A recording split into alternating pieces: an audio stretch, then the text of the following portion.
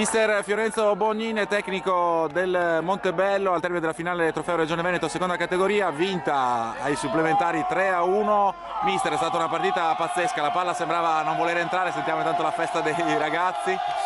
Palla che non sembrava entrare, poi l'avete trovata nel recupero e nei supplementari ve la siete portata a casa. Direi vittoria meritata, mister. Sì, appunto, io penso anch'io che la vittoria è stata veramente meritata. Abbiamo spinto dall'inizio alla fine, siamo andati in svantaggio subito su un calcio d'angolo che sapevamo che loro erano bravi sui calci d'angolo, però lì siamo stati un po' sorpresi, però io penso abbiamo fatto una grossa partita, li abbiamo messi in grossa difficoltà, alla fine ci abbiamo creduto fino alla fine e secondo il mio punto di vista ne abbiamo ancora, fisicamente stiamo ancora bene, nonostante la corsa del campionato, che siamo come i primi in classifica, abbiamo corso anche di tantissimo e anche stasera abbiamo corso, secondo me stiamo bene, meritatissimo tutto quanto.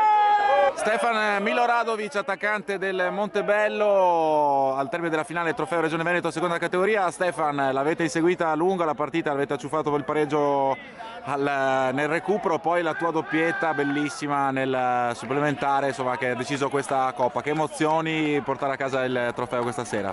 Sì, grazie militato per i complimenti per la doppietta. Abbiamo inseguito la partita tutto il secondo tempo, ci siamo svegliati nel finale e abbiamo avuto la fortuna di segnare gli ultimi minuti.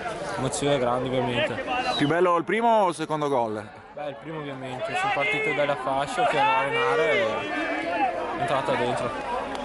Walter Salvador, presidente del Bibbione, al termine della finale Trofeo Regione Veneto seconda categoria. Presidente, siete stati a pochissimi minuti dalla Coppa, poi vi è sfuggita insomma nel finale, poi ai supplementari il Montebello forse ha meritato di più.